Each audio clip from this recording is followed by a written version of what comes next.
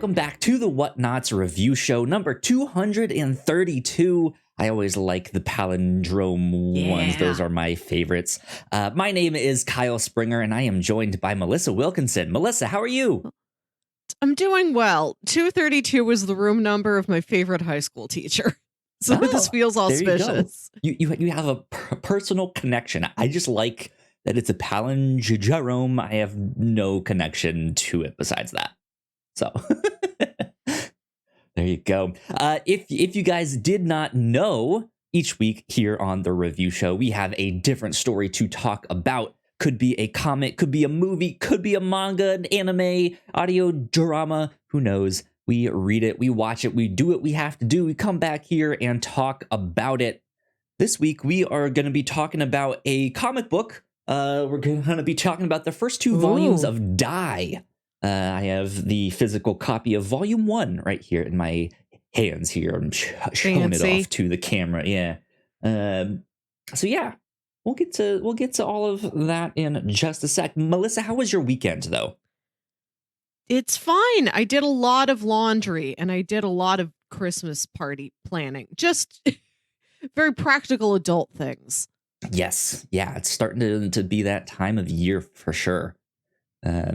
We were starting to think about like what holiday decorations do we want to get now, because we have to put all our Halloween stuff away. I guess we don't have to, right? Yeah. But it was just like let's get some Christmas stuff. Where are we gonna put the Christmas tree? Where are we gonna hang the stockings? Which, by the way, we were shopping for some groceries the other day. We went to Winco. And we just perused their Christmas decorations and stuff that was up. And in the kids section, I happened to find a very fine Spider-Man stocking that I purchased for myself. So I have a Spider-Man stocking. Is it child-sized, or does it have room for adult gifts as well? I mean, I would assume adult gifts can fit in there. You like the same stuff. You still like candy bars and stickers. Right, yeah. I don't know. Yeah. What adult things were you thinking? A checkbook. God, who uses a checkbook anymore? A shaving kit. One very nice pen. It's a normal size stocking compared to the rest of them, but it was still just like, look, it's a Spider-Man stocking. We can't not get this, right? And I was like, yeah, we have to get this. I'm a huge Spider-Man dork, so that worked out perfect. Worked out good. It was a good weekend, for sure. Very nice. Comics. Let's start talking about Die. So I had heard of this book for a while. I know people really liked it a lot. I had always seen the covers at my local comic book store, stuff like that. I always thought they were really nice. It's like at first glance, if you don't know, it just seems like some weird abstract design on the cover. But this is a comic book about tabletop RPGs, so to speak.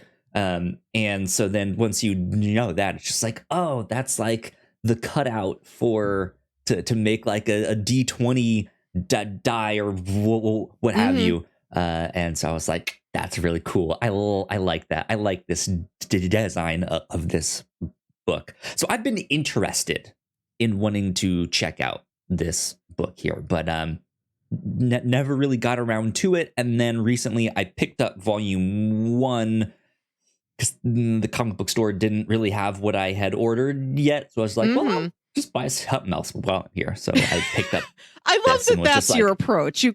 You can't go into the comic book shop and not buy anything. You'll just you have to find something else. I've kind of mentioned this before on another one of my podcasts is that like even like when I'm buying something from Amazon, I feel bad if it's under $20. I don't know why. They're just arbitrary. If I don't spend at least like $20 at a store that I'm in, then I feel bad. It's like, this isn't enough. they don't appreciate my patronage truly if it's not $29 or more, right? So it was like, yeah, it's like I can get my like one single issue that they had in my box that was waiting, and that's like $5, or I can also add on something else and make it a little more substantial. Okay. So yeah, I picked up Die Volume 1 because I was wanting to get into it and finally pitched it here on the show. Melissa, let me ask you this. What made you want to pitch this one, or want to pick this one of the stuff that I pitched last week? I don't even remember what the other stuff was now. I do like tabletop games. I'm not very into them. I've never played a very long campaign, and when I have played campaigns, they're in more contemporary, non-D&D tabletop systems. Sure. The longest games I ever played were in Monster of the Week and Masks by the Powered by the Apocalypse system, which is very, very simplified. Very rules light, more improv-y, not as like deep and crunchy as D&D. But I like the description of this. It reminded me of a lot of things. So sometimes I just pick things because I know the recommendation section is going to be easy. Sure. And we read something from Kieron Gillen not too long ago, which was we read the first 2 volumes of Once and Future just a couple months ago. Correct, yeah. And that was impressive work. So I thought I would try it out again. And I have to say, after reading this also, I don't know if Kieron Gillen's the right match for our show, because on both of these titles we read the 2 volumes, and I feel like I know just a fraction of what's happening. Like, I feel like we got just like the tiniest surface level of everything that is in this book. But also, I don't know if I ever want to do these on a monthly ongoing series, because these are so dense, I don't want to have to read them on a timeline. I feel like Kieron Gillen is a private personal journey you take on your own time. I'm of a similar mind. I don't know if I would say he's not a match for our show. I would still like to read more of his stuff. I read the first couple volumes of The Wicked and the Divine when they were first coming out. Ended up kind of falling off of that book. I think I just haven't found the right Kieron Gillen book for me, because Once in Future, very good, very, very entertaining, very deep and heavy into the Arthurian legend, and I just felt lost. I was just like, I recognize that this is great, but I feel 10 steps behind the entire time. And then a similar thing with this, I really liked what there was. And I'm not even someone who likes fantasy stuff in particular. True. But I liked what was there. I also recognized that, like, okay, he's pulling from a lot of fantasy stuff. Some that I recognize, some that I have no idea what this is. And I'm just not familiar with that. I'm also not a tabletop RPG player of any sorts. I play video games, so I kind of understand some of the concepts that do similar things. But right, like I just was just like, I'm not into this stuff in particular, and he has gone deep dive into all of this. So real quick, the physical copy here of Volume 1, it was in the digital version too. I looked to make sure, but there's a bunch of essays in the back of this, which they included in the single issues. That's something that I don't think we've ever really talked about much here on the podcast, is that sometimes in the single issues of a comic, they will put extra material in that as an incentive to buy the single issues, because that's often like, if no one buys the single issues, then maybe the book gets canceled. Though I think in more recent times that thinking has kind of changed, and hey, maybe wait and see for the first couple trades to see how those perform, and just stuff like that. But that's something that's interesting, that we haven't really encountered these books that have like essays in the back and stuff like that. But he was going into like how he came up with like all the classes in the character classes and why each character got each die that they were assigned in this. And I was just like, this is fascinating stuff. But it like just over my head for most of it. So good stuff though. Let's do a plot synopsis though, because again, at the end of the day, I liked what we got in here a lot. I thought this was some fascinating stuff. When you said that reading Once and Future made us feel like we were 10 steps behind, I feel like with this book, I maybe only felt 4 or 5 steps behind. Sure. I think it is I feel like that's appropriate. Yeah. Yeah, it's a little easier to grasp than Once and Future was, but it is still very dense in symbolism, meaning, and allegory. Yes, absolutely. And familiarity with the stuff that he is alluding to and things like that. But yeah. So Die, volumes 1 and 2 by Kieron, Gillen, and Stephanie Hans. And then I believe it was Clayton Cowles that did the letters. This is about a group of kids in the 90s who play a tabletop RPG and, of course, get sucked into the game. Kieron Gillen himself likes to say that this is goth Jumanji, so I've heard.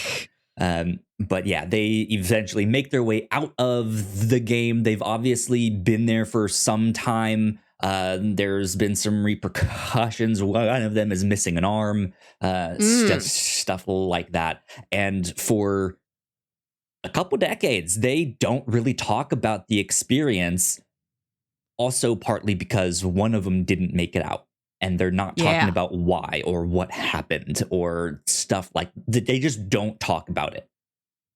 And they all kind of grow up and they go their separate ways.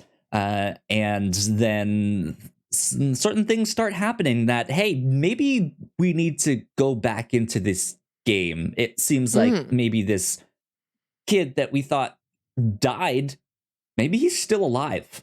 And so, yeah, they reunite and they go back into the game to find the world very, very different from how they left it. Things have moved on. Things have changed.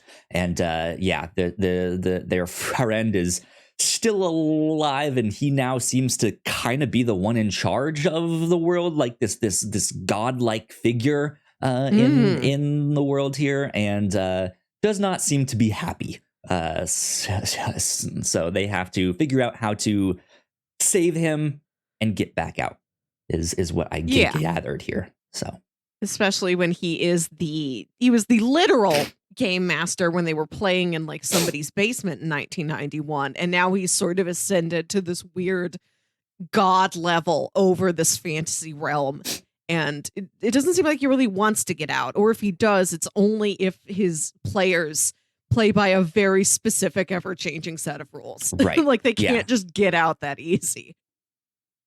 Yeah. It's an interesting book. Like I said, I'm generally speaking not a huge fantasy fan. All the like Lord of the Rings style stuff, Game of Thrones just really doesn't pique my interest all that much. Not to say that there can't be, good stories in that genre, but it's just not my first choice. And immediately I was like, oh, well, I'll have something to latch onto in this, when one of the characters is like, can I play as a cyberpunk? And I was like, yes, I am in. I like this character already. Here we go. Yeah.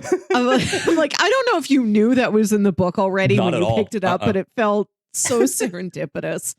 And yeah, the game master lets her play as a cyberpunk, but she is the fantasy equivalent of what a cyberpunk would be. And that is fascinating. That is so inventive. Everything in her character class. Yeah, I like that because she has to like recharge her equipment every day with like I'm not sure exactly what it was, like a fairy gold or something like that. Yeah, and just it's like the fairy gold that like gold. Yeah, Yeah, it disappears at every sunrise. So every day she has to go out and find this gold to like power herself. She can't stockpile anything, which is Right. a big challenge when all these characters are in danger and hers is the only power set that's able to help them. And every day they have to go scrounge out to find like 10 gold coins. And if they find 5, like they can't save them for the next day. Everything disappears. They have to find as much as they need on one day. Right. Yeah. Um, yeah. But then once she's fully powered up, she can like teleport and hack into all these systems and technology that's in there and do some fancy stuff. They have some really, really neat classes in here. The main character, Ash, who in the real world is a guy, and then in the world of Dadai plays as a woman. Her class is a dictator, which is not exactly what you think it is. They are these kind of like magician classes that can say something to you. Like they have the power to say something to you, and then you will like, you have to obey. You are compelled to obey. But even within the systems of the world, the dictators aren't really the most powerful people in there. Like they are, there's laws restricting like what they can and cannot do. They have to be bound to someone else to do that. Like there's some really fascinating stuff of just about how all the worlds work exactly. That I thought was neat. I think what my favorite class actually though was the grief knight, the emotional knights in there. That they're just kind of regular knights, but there's supposedly 8 of them scattered throughout the world, and these emotional knights, when they are feeling the emotion that they are aligned with. And then the person in the party here is the grief knight. When he is sad, when he is grieving, he becomes immensely powerful. And so in the case of the party, the dictator will often like say something to him, or his own sword will speak to him and tell him like, think of like children dying and doing all of this stuff. You'll never make it out. You'll never see your wife again, like all this stuff. And he gets sad and then gets immensely more powerful and can kill all of these dragons and stuff like that. And I thought that was fascinating. I was like, that's cool. That's awesome. Yeah. I do really like that approach, that like the barbarian class that can have this berserker rage. It's like, what if you had berserker tragedy? What if you had berserker joy? Right. Yeah. Powers wise, I really dug the God Binder, which is a version of a cleric where instead of like praying to a god and the god just bestows this blessing on you that you're able to like heal your party or defeat this monster or escape from this dungeon or whatever. She makes deals with all of these gods the way like somebody summoning a demon would. And she's constantly in debt to them. And she can get something out of a particular god, but she has to pay them back in some way. And I like the IOUs, yeah.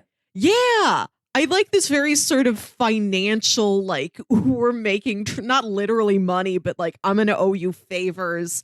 I'm going to call on you for help. And then there's going to be times when you don't answer me because I'm that far in debt. And okay, I can't go to this god. Let me try this other god. Let me go through my Rolodex. Who can I call? Yeah. What's interesting is in fantasy, you get a number of different religious relationships with religion in the world entirely, right?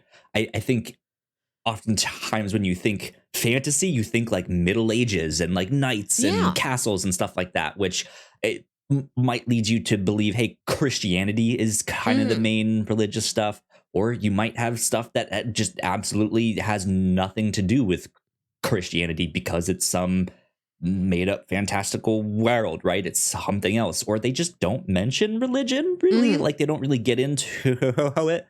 So yeah, the fact that there are like these multiple deities and they go out of their way to say like, you can only be a god binder if you're atheist, because it like you have to have a certain relationship with these guys. It's not like you believe in them and you're praying to them and worshiping them.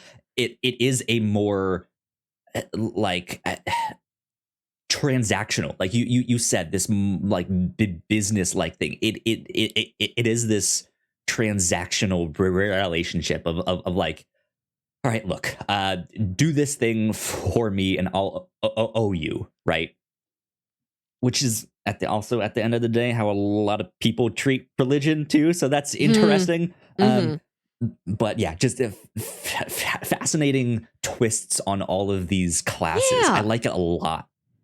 And just so that we're mentioning the final one, just so that we're rounding out the party here, there's also a character type called the Fool, who's played by the guy who like doesn't really want to play the role-playing game. He's just there to hang out with his buds. or like that. It's just the guy who's like, I don't care about the rules, but I just want to have fun.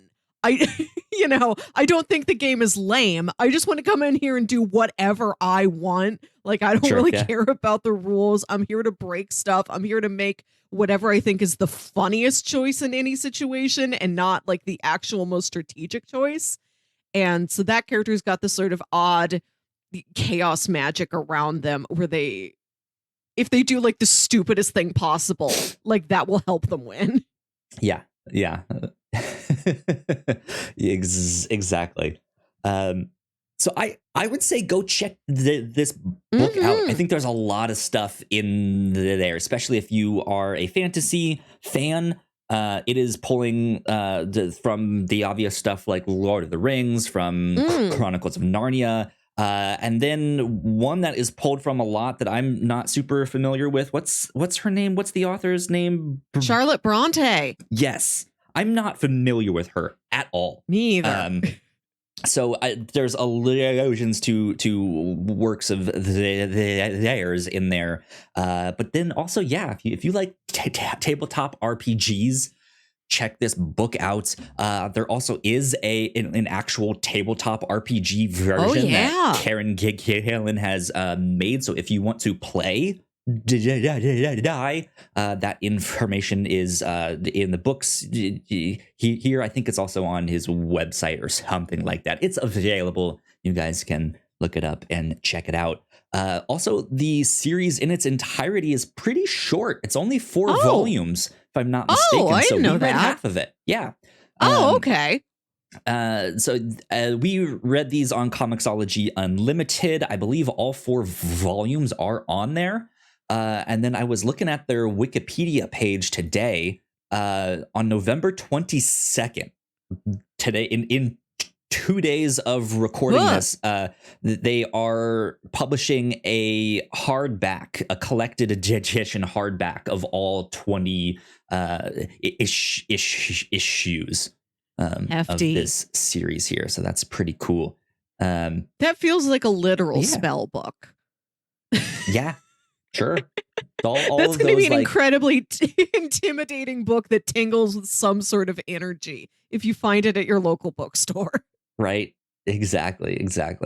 So go check it out. I had a blast reading this, and the artwork is gorgeous. I really enjoyed the artwork. It's so like painterly. Like there's not a lot of like hard shapes or lines. It's like very strokey, very shadowy, like deep shadows, bright highlights. It really suits the work very well. It's a good match. Art. It's almost impressionistic too. Yeah. Like there's a little bit of an abstraction to it, but it's also not in your typical like fantasy colors. Like I often think of like greens and browns and earth tones and stuff like that. This was very red and yellow and purple and black. Yeah, it was interesting for sure. So go check it out. That being said, we are going to take a break for some housekeeping, and we will be right back. And when we return, we will dive into the book a little bit more and get into some spoilers. So we will be right back.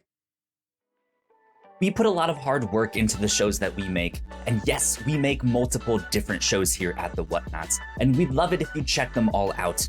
You can find out more information on our website at thewhatnauts.com, as well as your favorite podcasting platform of choice. When you type in the Whatnauts, all of our shows will pop up right there. Just don't forget to give us a nice rating and review if you like the shows. If you want to support what we do here at The Whatnauts, patreon.com/The Whatnauts is the best place to do that. You can support us for as little as $1 a month. You can get all kinds of exclusive content at the $3 tier. You can also get a shout out and a thank you on all of our shows at the $5 tier. You can support us on Twitch by subscribing to our channel at twitch.tv/The Whatnauts, and we would love to have you all join us for our live streams and talk with us in the chat. And lastly, we have merch. If you'd like to grab yourself a shirt or a sweatshirt or a mug or something else, go to thewhatnauts.com/store to pick up some merch today.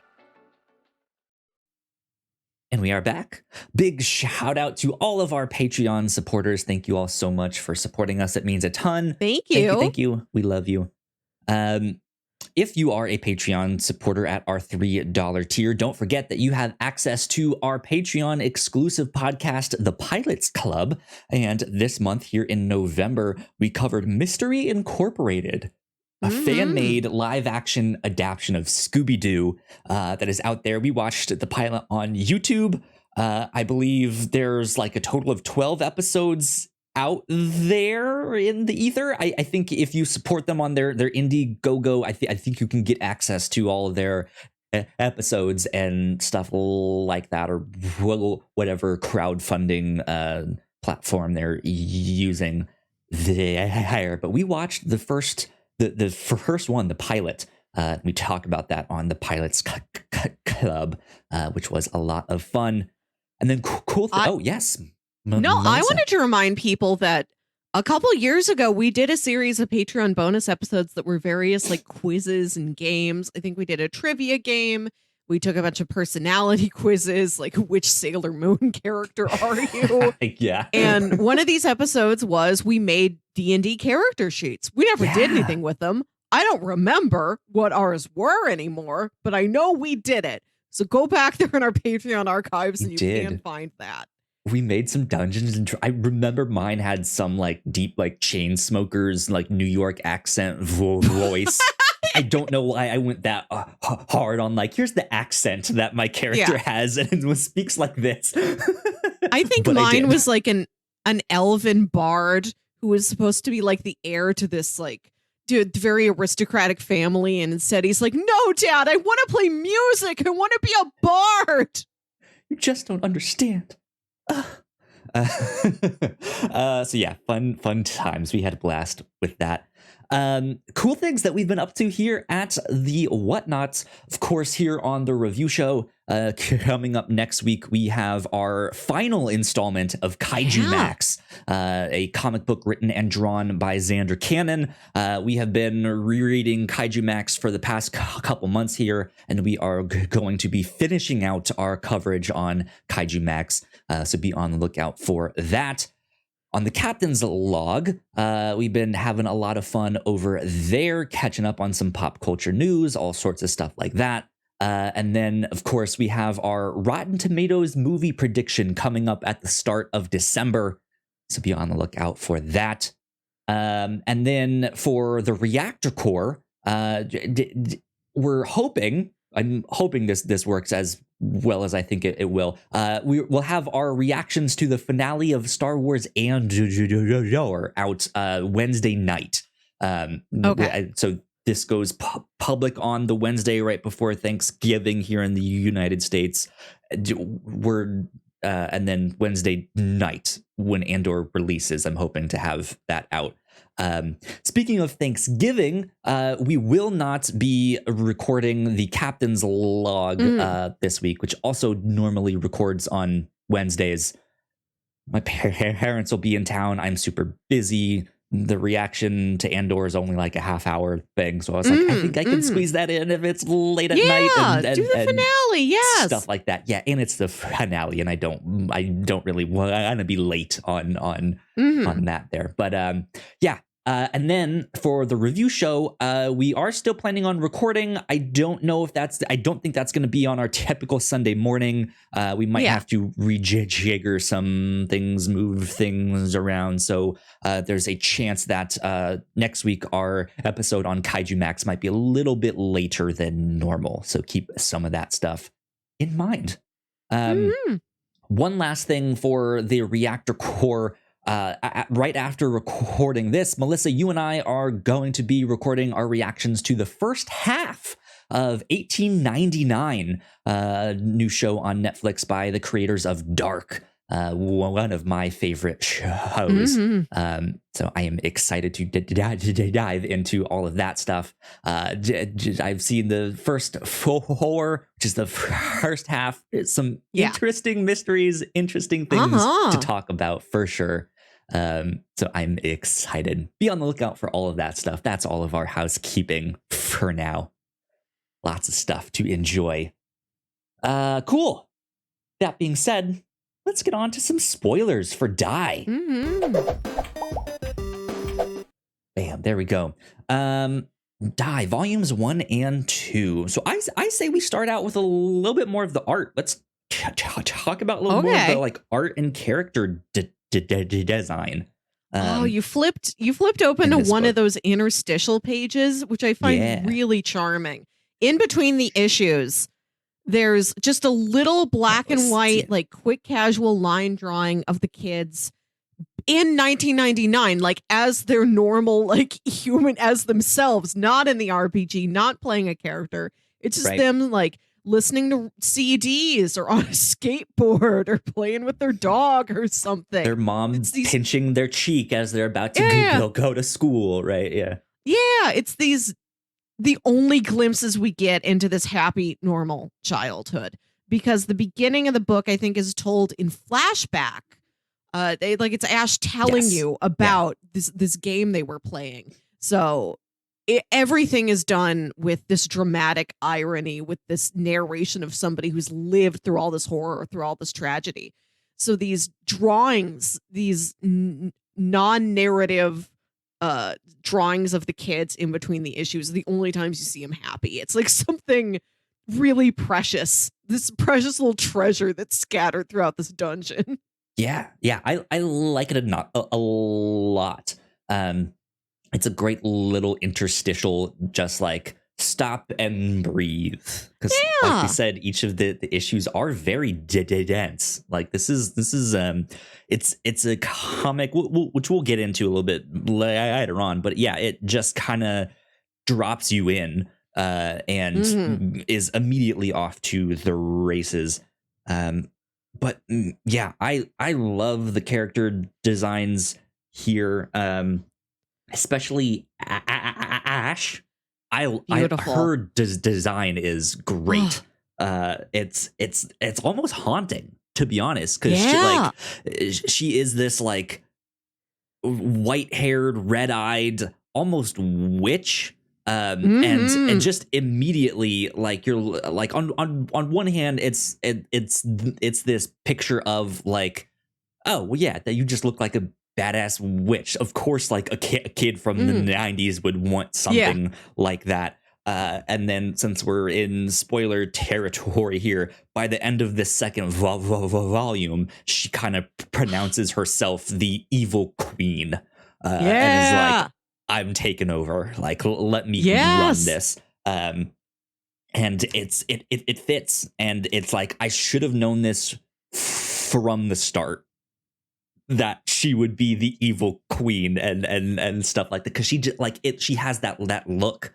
But they all have these like super fantastical, like even the cyberpunk has this like visor mask, like sunglass thing that almost makes her look like a falcon. Like it almost has this like bird like beak where her nose is and stuff like that. It just like stuff just looks really, really neat in this that you wouldn't necessarily. I mean, I guess you would see it in like a typical fantasy RPG setting stuff like that. But I think on top of the way the book is stylized and colored, it just has this like grittier feeling to it. So I think goth Jumanji fits. Like it fits really weird. Like our protagonist, definitely goth, and it's goth in the fact that we are in these centuries old. Godbinder is goth. The Grief Knight is goth. Yeah, right. That Grief Knight is a very goth phrase to say. It's true. Yeah. They're literally in dungeons. Yeah. Exactly. But I like it. I think because it was colored this way, it was stylized this way, it didn't feel like fantasy to me, even though I know it was. They're meeting with like elves, and there's dragons, and there's clerics and weird priests, and vampire, like all of this stuff in this world here. But it didn't look like I expected it to look. And I think that went a long way to helping me like get into the book and being like, hey, this is cool. I like this. So bravo to Stephanie Hans for creating the look of this world here, because it is beautiful. It is. Yeah. I was happy you were able to get into it. We really have not covered a lot of fantasy on the show because it's not something you're really into, and but it's harder to find things to pitch because it's like, fantasy is such a genre for big novels. Stories. Right. Fantasy is huge. There aren't a lot of standalone fantasy movies. Everything's this big, like, ongoing franchise, like long sprawling stories, like 12 novels, here's 3 movies, but they're all 3 hours long. Like, it's a lot. Like, there aren't quick in and done fantasy stories. And also it's a genre that's harder to do as like a smaller independent film. Like, we've watched real small sci-fi movies or horror movies, but you can't exactly do that with fantasy. You spend all your money just on like some horses and swords, and then what are you gonna do? I feel like you could. It's possible. It's possible.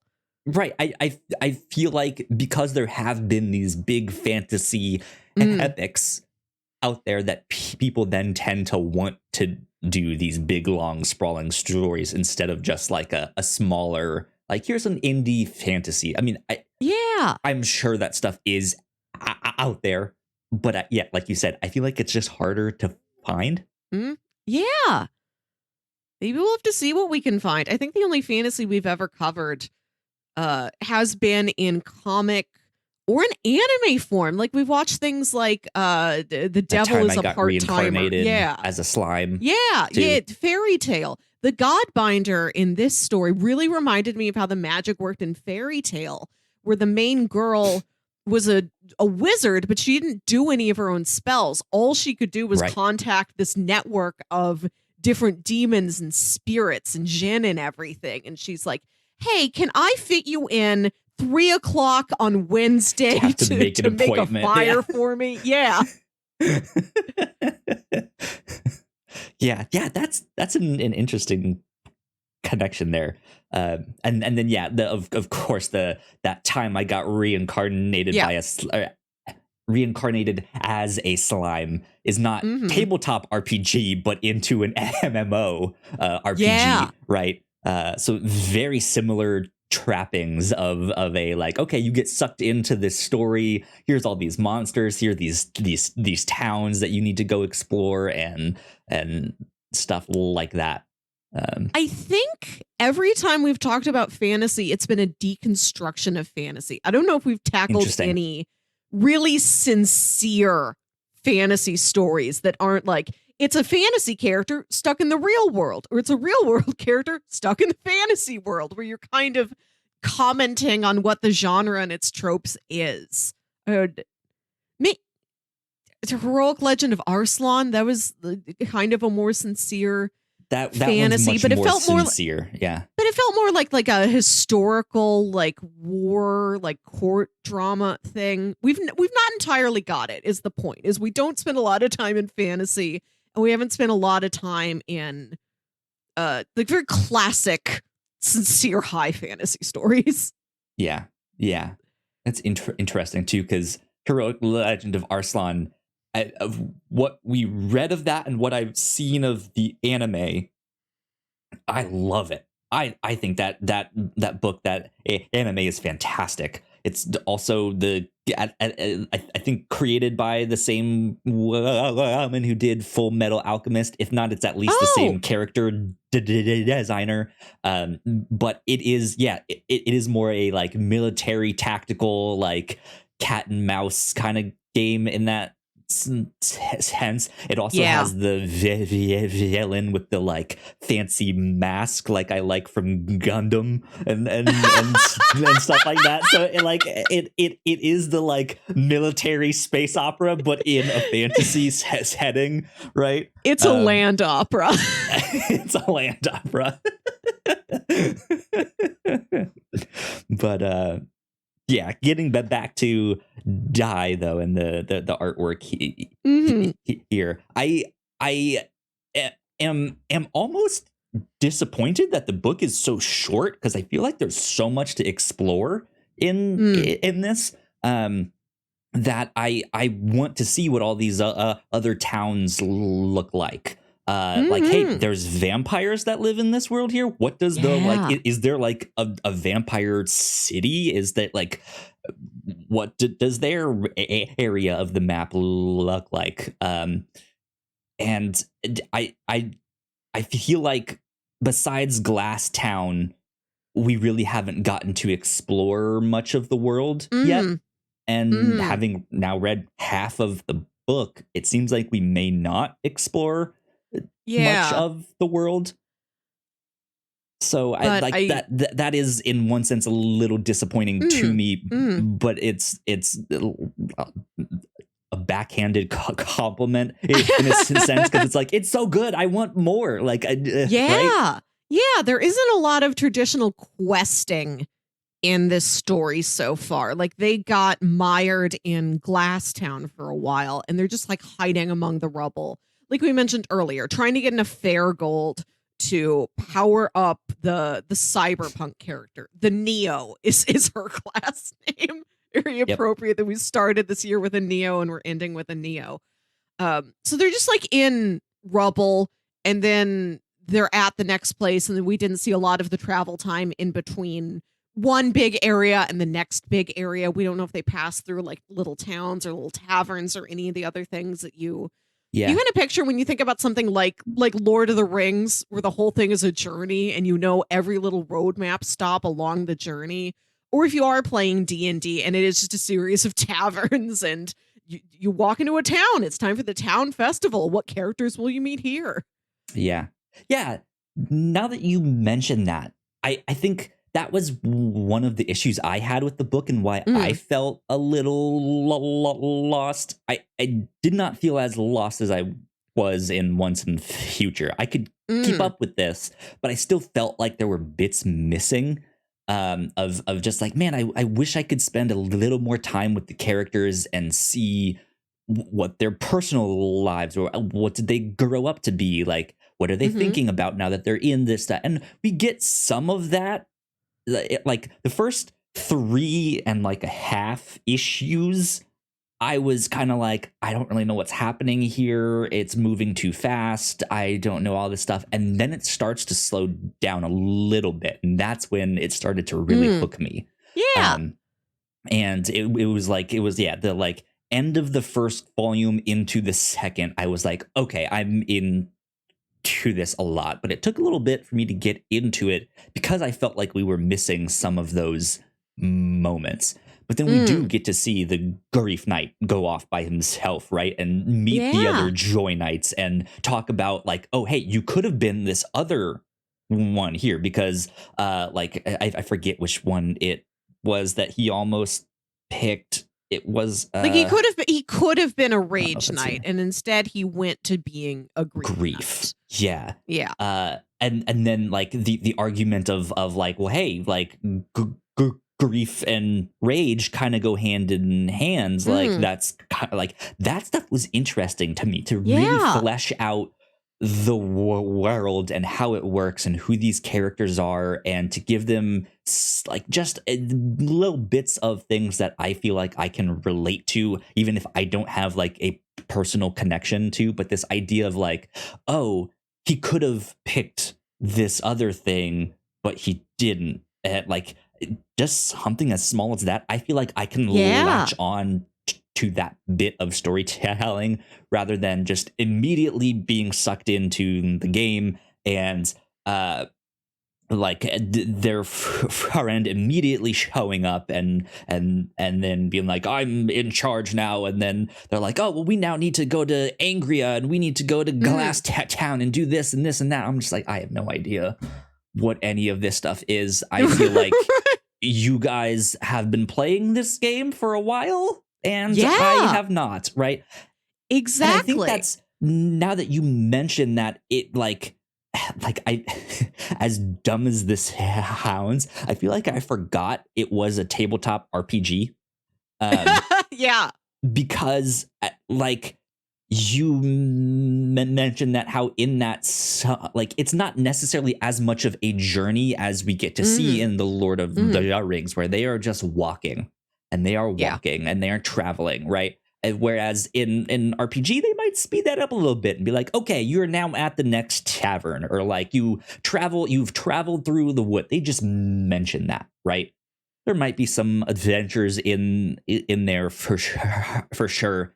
But you're right. I feel like they might speed that along a little bit, so you don't have to be like, okay, we're just going to sit here for an hour because that's how long it takes you to travel through the forest. What do you guys want to talk about? Right? Yeah. We don't get like the characters just having small talk or like catching up with each other while they're riding horses from one place to the next place. Like all that sort of snipped out. Seen each other in a while. And so that is what I felt like the story was missing. But then we do start to get it as the book progresses, even if it's like little smaller doses. So I did start to latch on to that. But yeah, I think I just forgot it was an RPG and was like, oh yeah, they would skip some of this stuff and just go straight to the like, all right, where do we need to go? To Glass Town. All right, let's do it. And we're there, right? And that makes sense now that you mentioned that. This is a book that, like I said, is very heavy on literary allegory. And you mentioned that you wish you could see other parts of this world. But I feel like if you are familiar with the inspirational texts that can kind of help you picture what's out there, like there's a really striking Tolkien homage. Not just an homage, like Tolkien shows up in one of the issues where they have to go across this area that is like a World War I battlefield.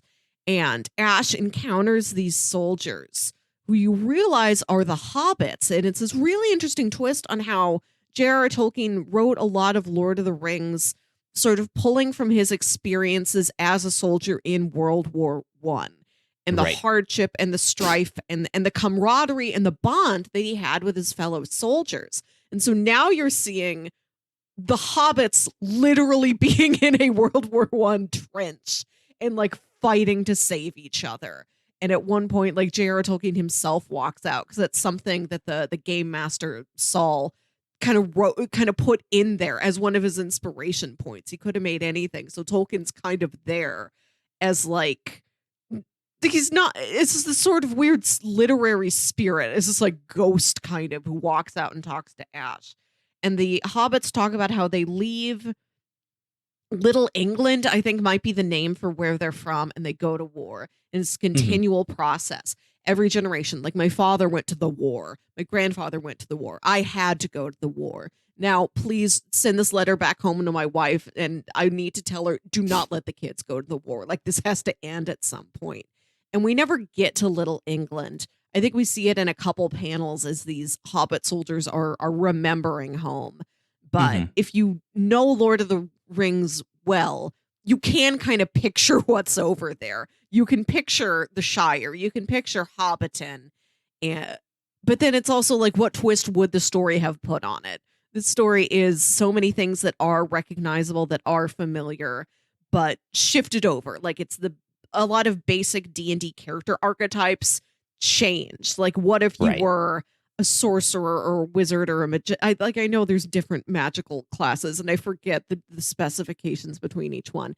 But what if all of your spells were like, just you could make people do things with your voice, like you were an orator, and that was the method of your magic. Like it's something with this turn on it. So you can guess what's on the outer edges of this world that you're not getting to, but you also imagine, but I want to see what the book is going to do with this thing. I think I know.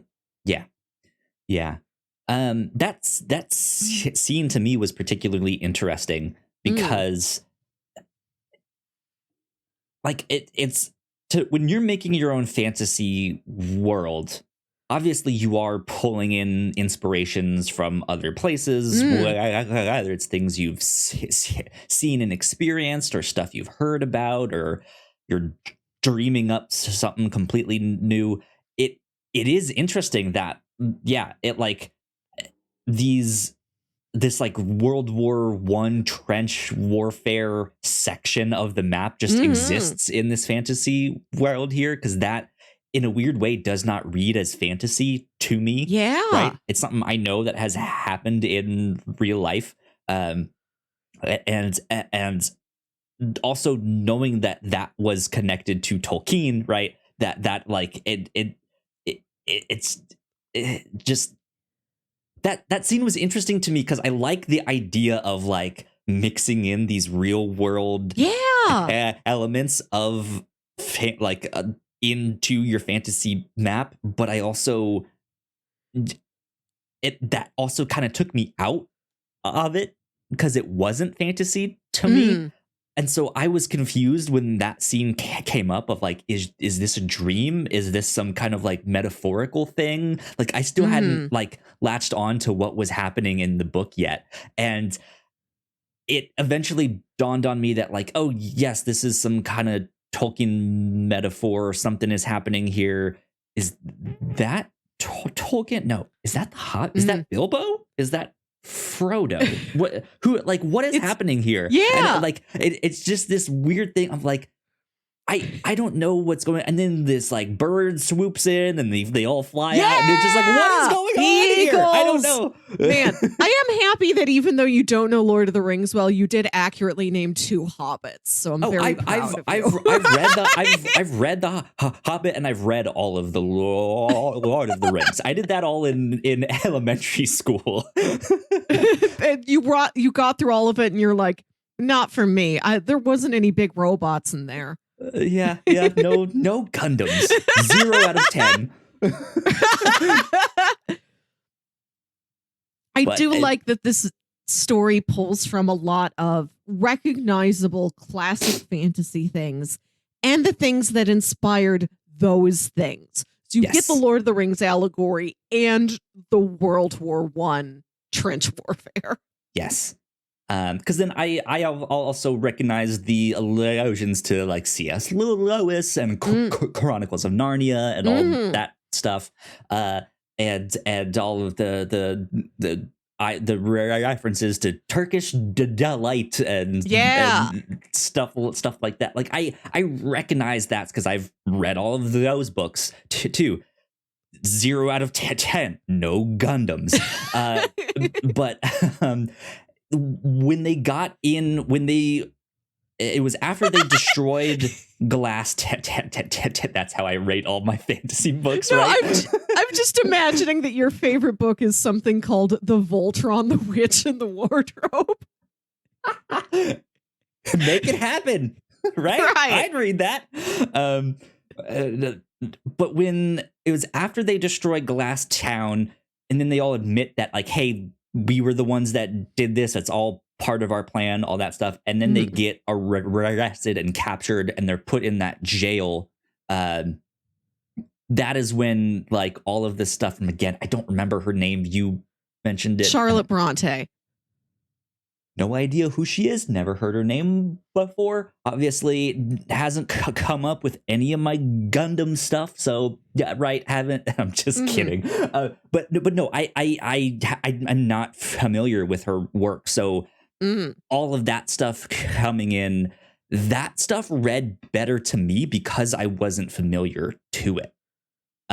Whereas the like Tolkien stuff, I was like, I know they're talking about Tolkien here. Like, I know that, and this is oddly taking me out of it. But because I wasn't familiar with her works, like, I can see, like, hey, this stuff fits in that world to me because it's not an experience that I know.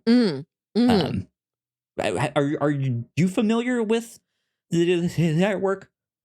No, not directly. Like, I've heard the names. I want to say Charlotte Bronte was Wuthering Heights. Like, I was an English major, but this is not what I covered. I did like the romantic poets. So if you bring in Rime of the Ancient Mariner, like, you've got me. That I know. But this was vaguely familiar to me that the Brontes, Charlotte Bronte wrote Jane Eyre. You've heard these words. One. You've been in a Barnes and Noble and you've seen the big decorative, like nice display hardback books of these books. Right. So it was her, and she did have these sisters and this brother, and they wrote a little fantasy world together. Like, I think I had heard of that, but I never knew it in great detail. So it was fascinating that she's literally there the way Tolkien was literally there.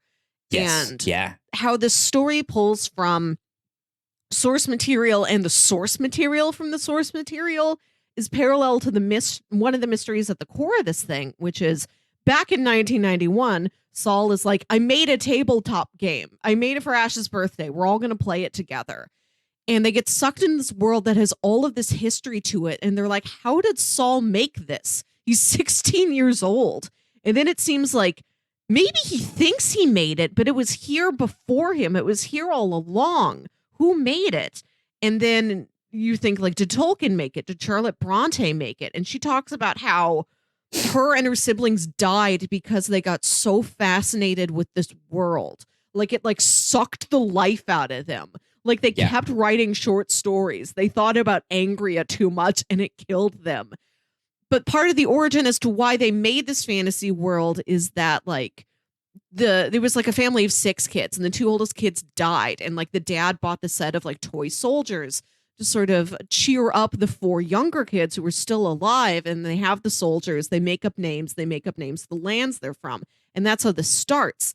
And she's like, yeah, this fantasy world like killed my entire family. I think it killed all of us. And then our protagonists are like, well, how did it, like, if you didn't make the fantasy world until after your 2 older sisters were dead, how did the world like kill them too? Like, nobody can pin down what the origin point is. Who made this world? And there's the scourge in the world, this sort of zombie type foe called the Fallen, which is that when somebody dies, they become this sort of zombie, right?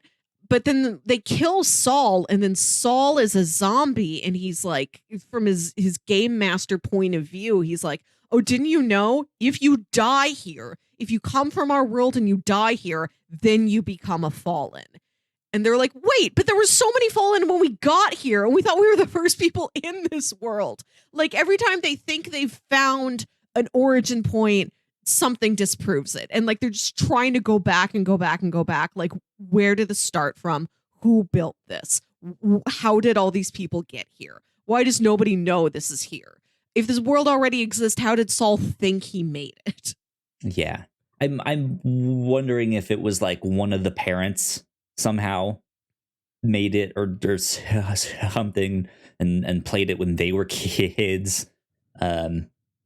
Something like that, or if there's it like you keep mentioning, it's the like inspiration for the inspiration, right? If there's a layer behind the Tolkien's and C.S. Lewis's and Charlotte Bronte, like if they were the ones that made this, does it go back even farther and is the ones that they were inspired by? Like, what is happening here? That is, I think, an interesting mystery. Yes. Emily Bronte wrote Wuthering Heights. Okay. I just needed to correct myself from earlier. There you go. Cool. Yeah, like there is some interesting mysteries in here too. There's interesting characters and ones with history that show up. Like there's a scene where this character shows up and is like, you're back. It's been so long. Like I've been waiting to keep my promise to you. Now, like here I am, and like it was this promise. Like what exactly was the promise? It was like I won't die until I see you again, or something like that. Yes, like Ash had this this affair with this knight who was like, my beautiful lady. I must see you again before I die, and she's like uses her dictator voice, like make that a promise or something. I'll hold you to that, yeah. And then he sees her. Well, like they meet him again after they've come back to this world, and he's been. Like, he hasn't been able to die. Like, it's been years since they've been there. And so he's this decrepit thing, but he's like, I can't die yet. But my body is decayed to the point where I don't even have eyes anymore. So now I can't look upon your beauty. So he's stuck in this, like, living death with no solution. And I think Isabel has to, like, call down one of her gods to like finally kill this guy or grant him sight so that he can see Ash and then he can die. Yeah, wild stuff. But I like things like that, little details in the story about that, because there is a much wider world that is happening here, and I would like to see that explored. I don't know if Kieron Gillen and Stephanie Hahn have any plans to like do a sequel or expand on this or some spinoff. But I feel like it's a world that potentially could foster that. Yeah. I want to say that I really like what this book does with time, where these kids disappear into this game in 1991 and they emerge 2 years later. Like 2 years later, real time on Earth. I guess we can presume it felt like 2 years to them inside the game, inside of Die. But yeah, in the real world, like those kids disappeared for 2 years. And then at the beginning, like pre-spoiler break, we said like they come back from this, they don't talk about it. They literally can't talk about it. Like there was a spell on them. They can't speak of this. So Saul's mom is like, where's my boy? Like the rest of you all disappeared. He disappeared with you. Why did you come back? Where is he? And they're just like, we can't say. Like they literally can't say. And Ash's narration at the beginning is sort of vague until everybody is back in Die. And then the spell is broken. And then narration's like, okay, now I can catch you up on everything. But yeah, they were in the game for 2 years. Then they were out of it for 30 years. And then when they come back, like at least 30 years have passed in this game. Yeah. So like, everything has changed over those decades. Everything has aged along with them. It's not like Narnia where the kids go in and they have this whole adventure and they come back out and it's just been 10 minutes. Right. Yeah. Yeah. I feel like there is some time discrepancy, but not as drastic as Narnia. But yeah, it makes for some interesting like rules of magic that come up in that. I also, it did not necessarily magic, but I liked that like eventually like halfway through volume 2, you find out that Ash, the narrator of the book, is also not reliable. Oh yeah. One like that, it like she is your intro into the book here, and you just kind of have to take that as reliable, and then you're almost halfway through and she's like, oh wait, did I say was that? I lied. Sorry. I guess I'm not a reliable narrator. Right. And you're just like, oh, shit. Like now, I bet you there's something that she's been planning or said something worked this way, but it doesn't actually work that way. But no one else has been narrating the book. So we don't we've just taken for granted that okay, this is how it works. Right. And there's something happening with that I'm interested to see where this goes. I almost picked up volume 2 of this book, which we read, but I was at the comic book store this past week and was just like, should I get volume 2 while I'm here? I ended up getting a nice hardback of Crisis on Infinite Earths because it was my birthday and I wanted to splurge, and I was just like, I already have the paperback, but I want the hardback, and I'm a huge post-crisis DC fan, so I went with that instead, because of course I did.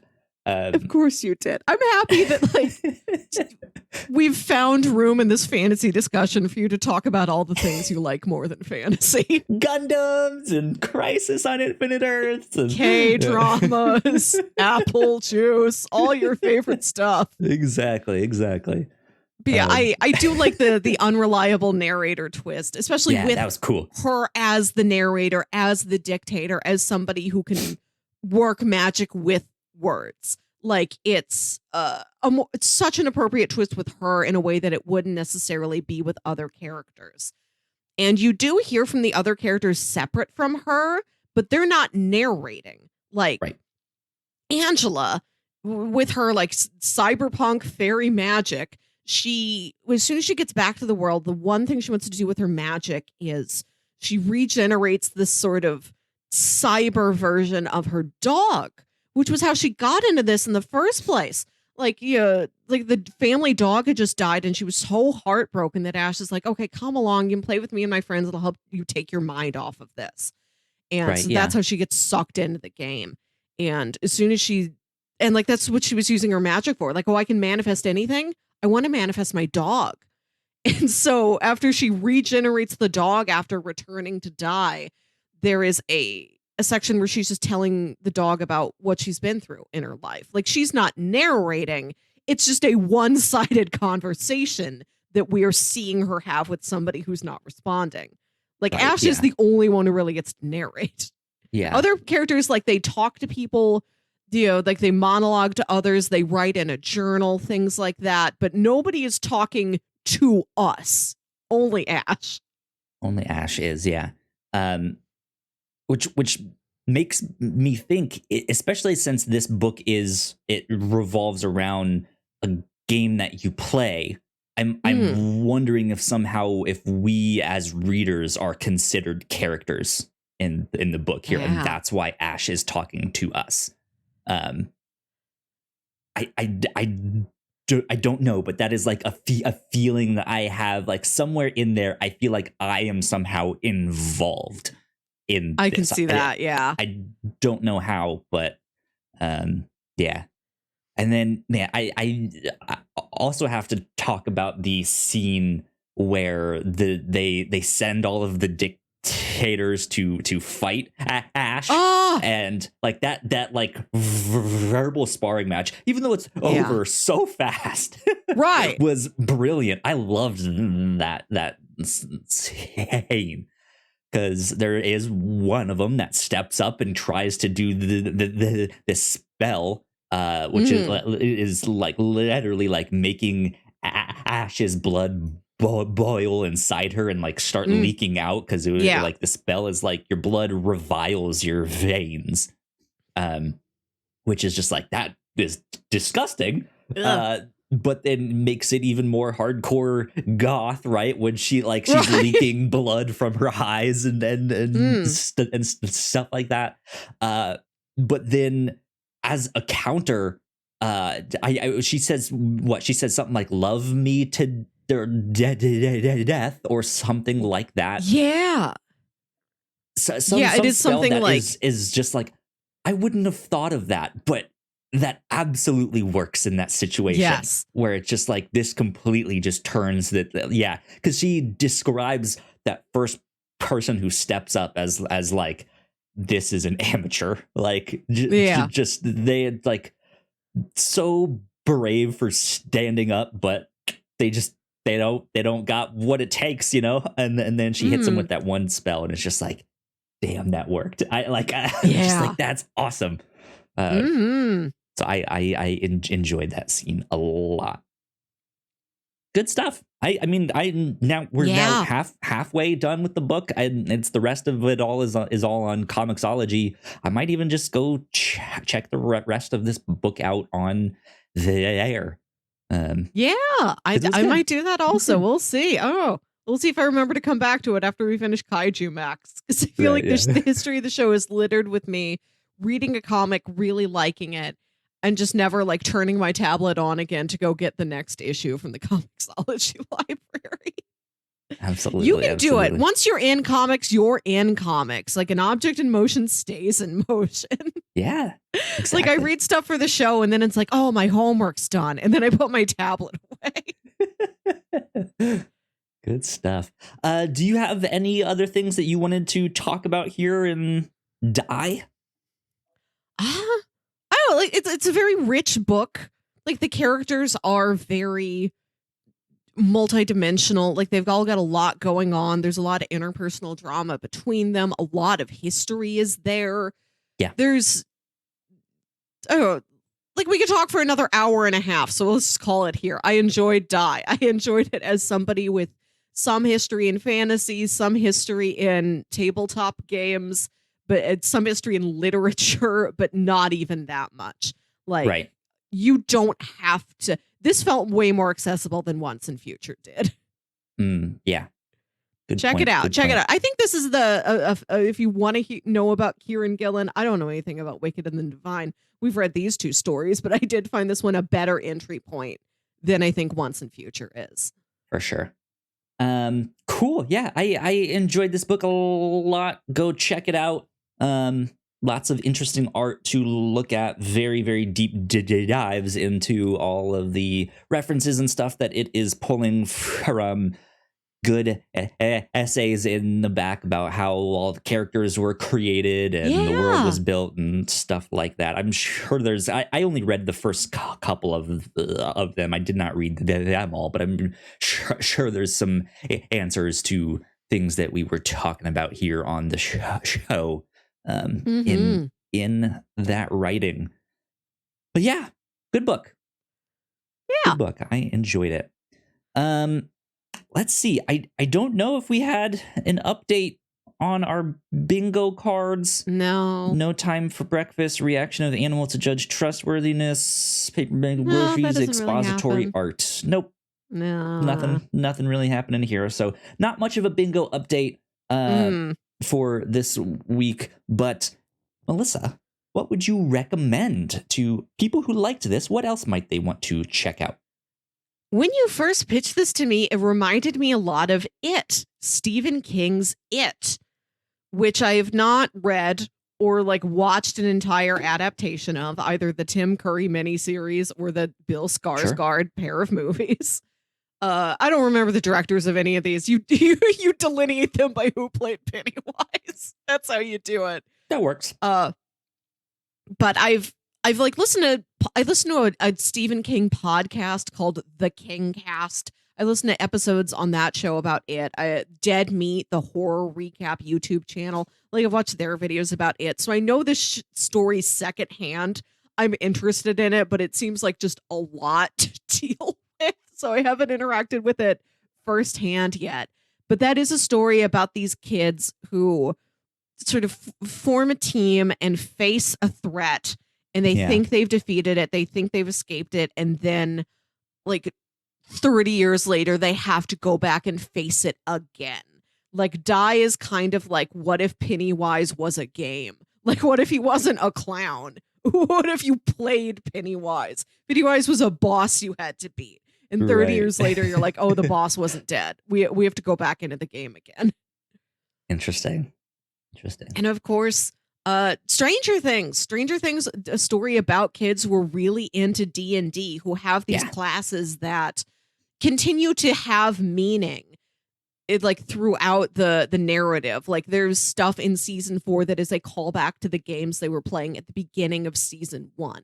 Like it's like one of the more minor parts of the show, but the characters do place a lot of importance on role playing and the roles they played within their party in the game, and how they want to live up to those roles in their real lives now that they are encountering real world threats.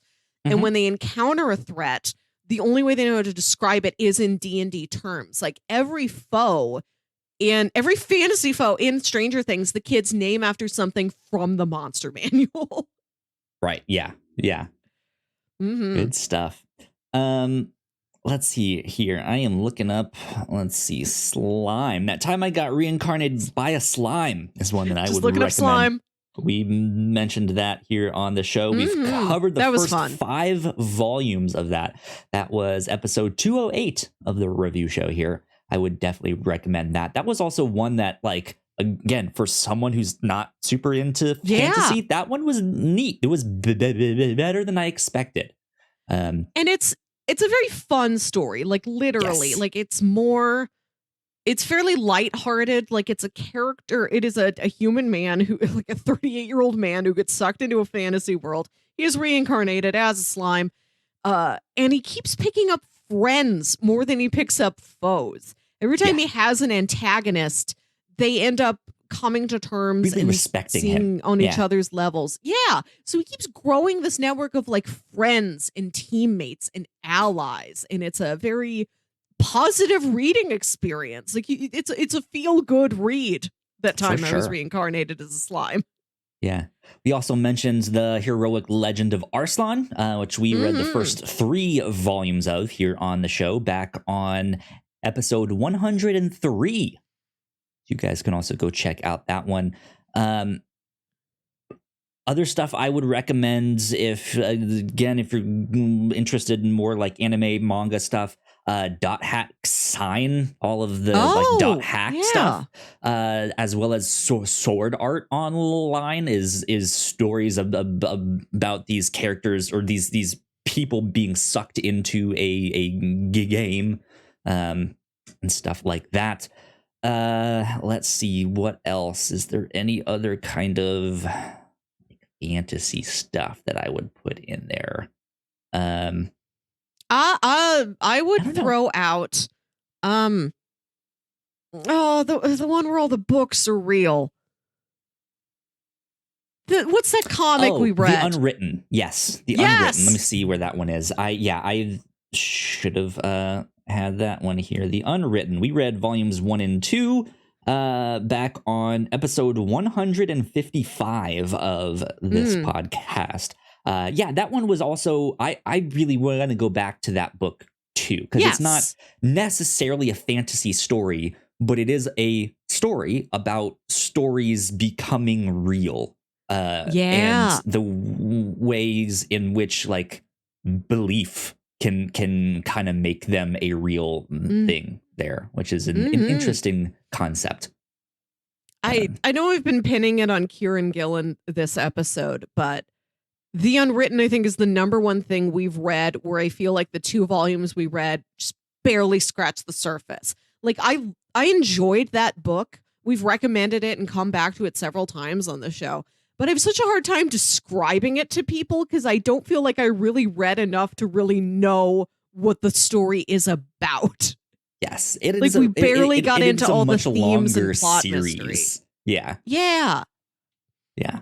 So I would recommend that as well. But I think that might be it for recommendations right now. So there you go.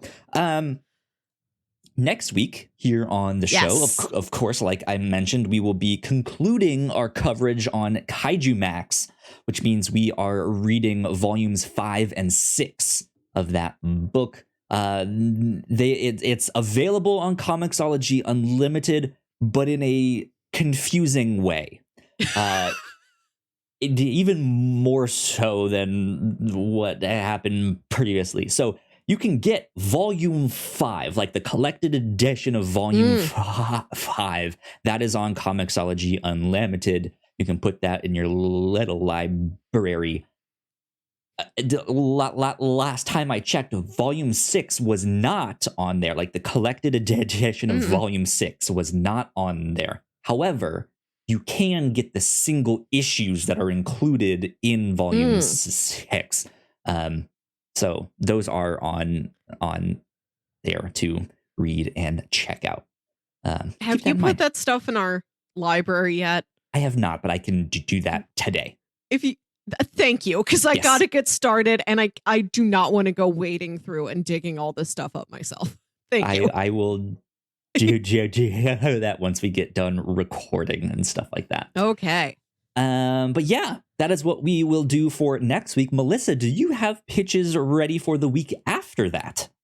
Yes, this is what we will be recording first weekend of December. So it's time to start some holiday type pitches. Yeah. So for this week, I've got 3 holiday installments in larger franchises. Cool. We're going to visit some of our favorite characters and times they encountered the holidays. Pitch number 1 stars some old dear friends of mine who I forcibly introduced you to earlier this year. Pitch number 1 is The Muppet Christmas Carol. There we go. Classic. This is a very traditional retelling of A Christmas Carol starring Michael Caine as Scrooged in a truly wonderful performance. Sure, like he delivers it the same way he would if he was just doing A Christmas Carol and not surrounded by Muppets. But Gonzo sort of plays Charles Dickens, and he's like narrating the story to you from within and around the story. All your Muppet friends are there. Kermit the Frog is Bob Cratchit. Instead of the ghost of Marley, it's 2 Marleys. It's the Marley brothers. You can get Statler and Waldorf in there.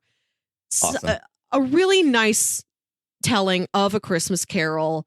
Very sweet, very funny, wonderful songs. This is a musical as well, and it's got some of the most impressive puppetry work. Like, it's technically like a real dazzling film to watch.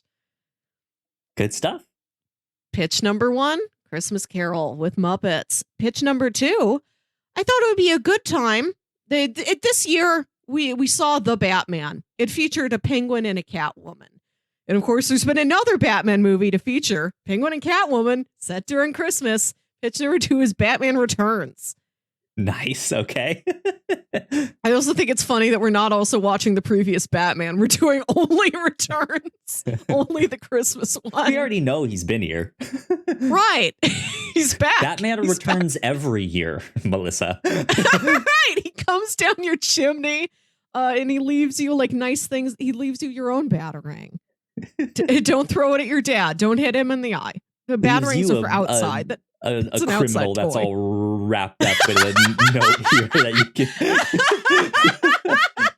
A Joe Chill in every house. Did you leave all your eyeliner out for Santa Batman? That's what he takes. Every home he goes to, he reapplies new eyeliner and he goes back out there into the night.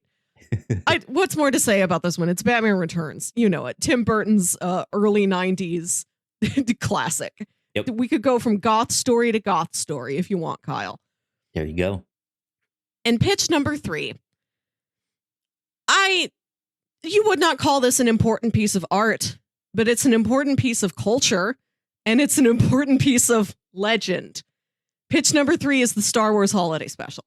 Star Wars Holiday Special. Wow. I think now is the time. We wouldn't have the Guardians of the Galaxy Holiday Special without this to pave the way. And you've been watching Andor, one of the most highly regarded pieces of Star Wars media, maybe the highest regarded one in our lifetimes.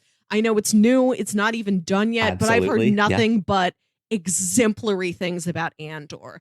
And I would love for you to watch the finale of Andor, perhaps the highest Star Wars has ever gotten, and then immediately follow that up with the lowest point of Star Wars. I love the Star Wars Holiday Special. I find it this delightful piece of pop culture, like urban legend and ephemera. like the fact that this was something we grew up hearing about, but didn't know if we would ever see. But now you go on YouTube, you can watch the whole thing. You can watch the whole thing as it aired in 1978 with all of the commercials. That's how I like to do it. You can watch like the Riff Tracks version. You can watch all these people doing reactions to the Star Wars Holiday Special. However you need to take this to make it go down easy on you, you can. Spoonful of sugar. Right. So Muppets, Batman, or Star Wars. How do you want to take your holidays this year? Oh, interesting. What do I want to do? I feel like we should do more Muppets. We've got the Muppets on the show once before this year. In part because, yes, I know about the Muppets, but I don't know about the Muppets. I don't know anything about them. I've seen Treasure Island, I think, when I was a kid, stuff like that. But yeah, I had not seen the Muppet movie when you showed that to me. That was my first time watching it. I know I've seen the Muppets Christmas Carol before. I couldn't say when exactly. But why not get some more Muppet content on the show? Why not? I really thought you'd go for Batman, or like when I realized, I've never brought up the Star Wars Holiday Special. Like that was the light bulb moment that I had to build the series of pitches around. At some point we are doing the Star Wars Holiday Special. It doesn't have to be this year, but in the life of the show, I need to talk about it. Absolutely. It must be reviewed. But yeah, let's since we've already dipped once into the Muppet universe, let's return once again. And thank you that like in this year where you're like, I need more kaiju. Let's get big monsters. You've also humored me in my need to have small felt monsters. Exactly. Cool. So that's what we will do in 2 weeks. Keep that in mind. Of course, next week, Kaiju Max volumes 5 and 6. But yeah, that is, I think, about it for our podcast today. So Melissa, where can the people find you on the internet? You can find me on Twitter and Instagram at Wilkywit. That's WILKYWIT. Listen to my other podcast, Saturday Morning Obscurities, a show where me and my brother Jams talk about weird old kid shows that you feel like only you remember. If you like Die, we've not yet talked about that 80s Dungeons and Dragons cartoon, but once we did talk about Kid Video, which is an 80s show where like it starts with live action kids and then they get sucked into some sort of music world and then they're animated. And it's like kids in a rock band who then have to go through a music world where there's like living instrument people and like musical notes and things. And like it's all music themed. It's weird, but it was fun. Then we I almost guarantee you Kieron Gillen had that as part of his research for this book. I just have a feeling because Kieron Gillen is also really, really into pop music. Oh, that tracks. One of the first books that I like heard his name on was a book called Phonogarium. It's all about music, and I haven't read the book, so I don't even know exactly.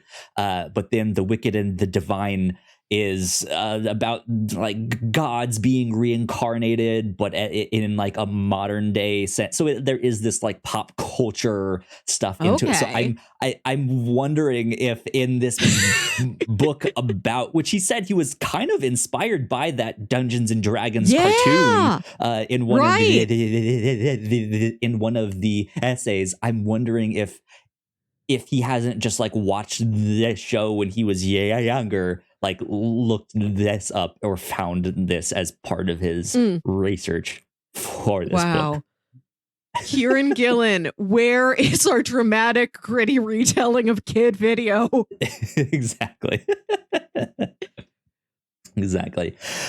You guys can find me at Yo Kyle Springer on Twitter if you'd like to stay up to date with all of the stuff that we do here at the Whatnauts. We are at the Whatnauts on Twitter. I will also be posting all of our stuff on Co-Host from now on. I'll talk more about that on the Captain's Log, one of our other podcasts.